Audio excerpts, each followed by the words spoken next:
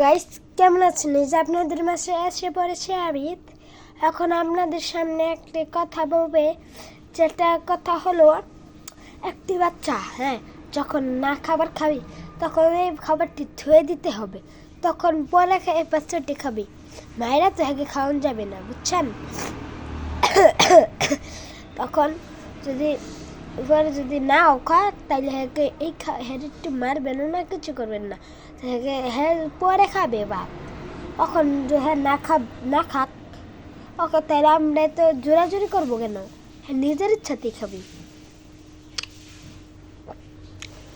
আরেকটা বিষয়, বাচ্চাকে এত মোবাইল দিবেন না। হ্যাঁ, মাথা ব্রেন শক্তি নষ্ট হয়ে যেতে পারে। খেলা মোবাইলে একটু নিষেধ, মোবাইল দেওয়া নিষেধ।